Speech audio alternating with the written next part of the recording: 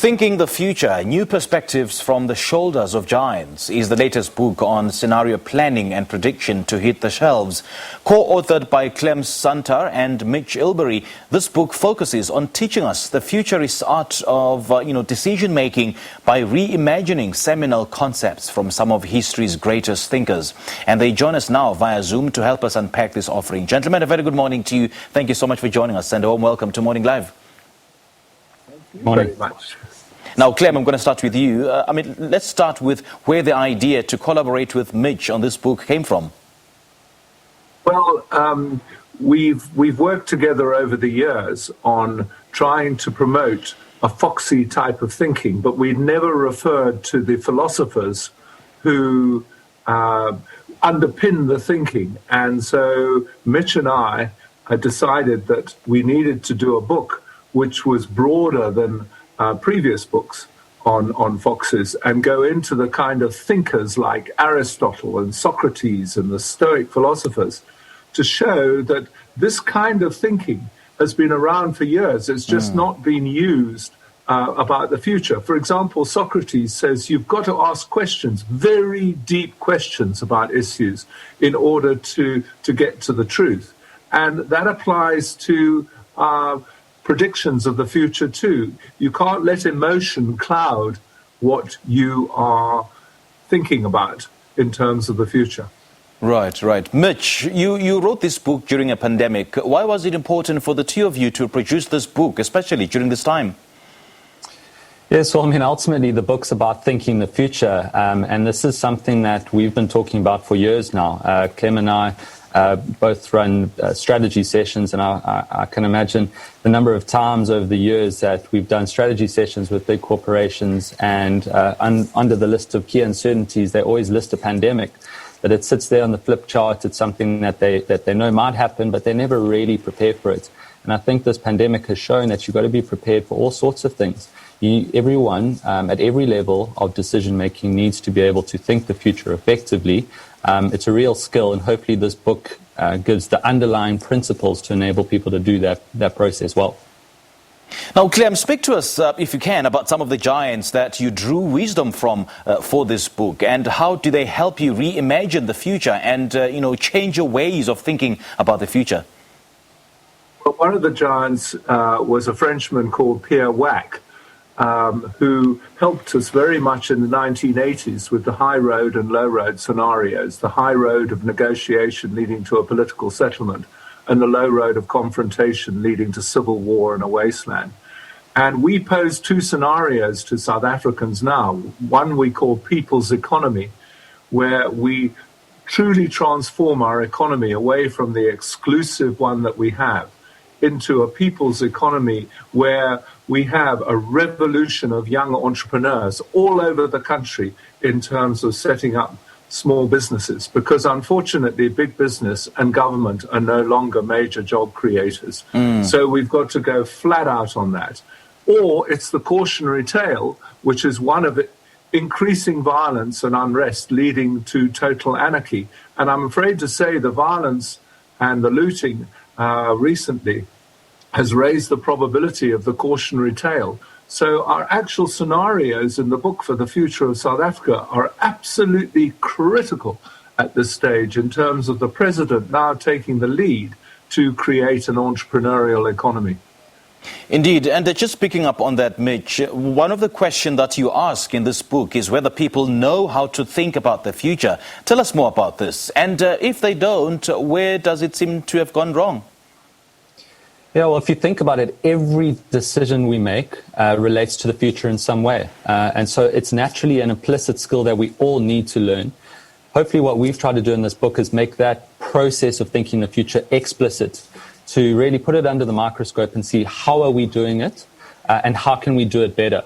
And essential to that is a very simple concept. Thinking the future well is effectively just good thinking. And so we look back in the past to some of the greatest thinkers over the last couple of millennia and use their seminal concepts to try and help improve that process of thinking the future. It's something that we really need to develop for our personal lives as well as our professional lives if we're going to be more successful in the future.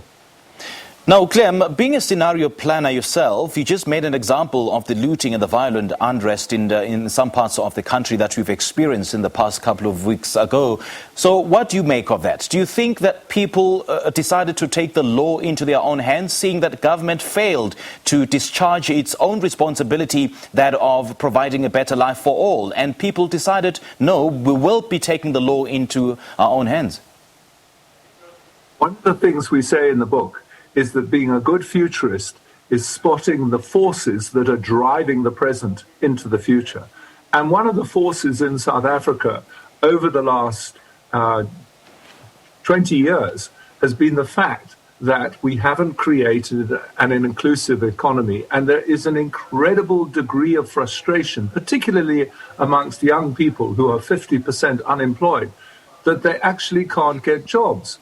And the only way we're going to find those jobs, given how work has changed, is in schools and in tertiary institutions setting up training programs so that they can do all the kind of services that are required in community. And of course, some of them will become successful entrepreneurs like Elon Musk, who was educated at Pretoria Boys High and is now the second richest man in the world with Tesla. And in South Africa, Siubelela Zuza, who has a minor planet named after him by NASA because he discovered a more energy-intensive rocket fuel. We have these brilliant people. And, you know, by spotting that driving force, you know that to get a positive future, you've got to do something about it. And that's what these riots have showed, that we need right now to create that path, particularly for young people, into a future where they are going to be a thriving part of our economy. Now, Clem, I quite like the point that you made about, you know, the possibility or the likelihood of people spotting the forces that will help drive the present into the future. Now, Mitch, what would you say readers of this book will take away, or what is it that they're going to learn from this book, just judging from what Clem has just said?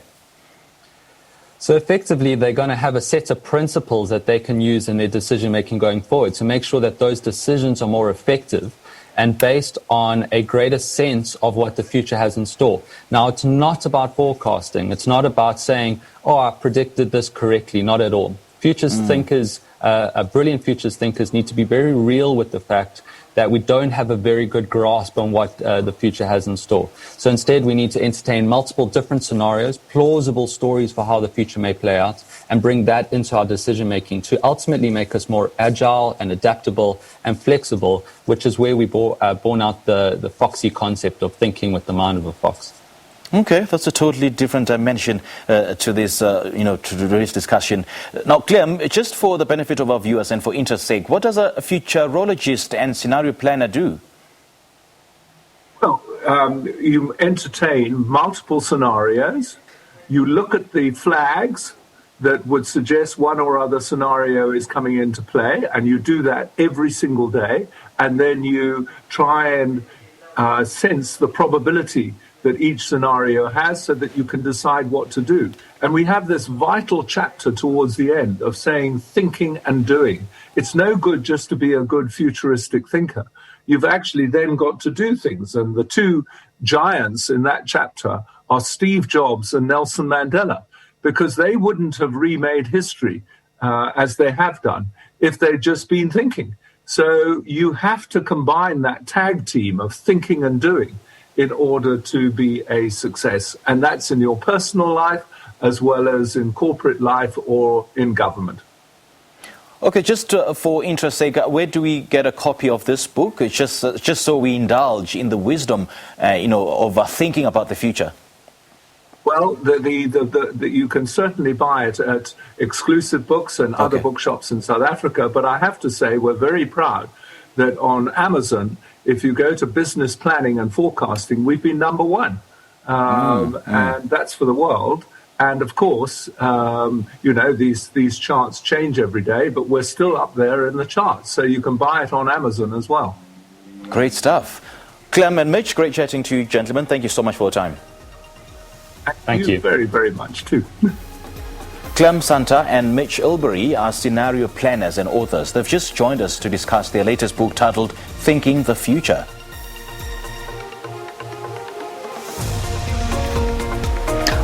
All right, thank you so much for joining us. Do we have tweets?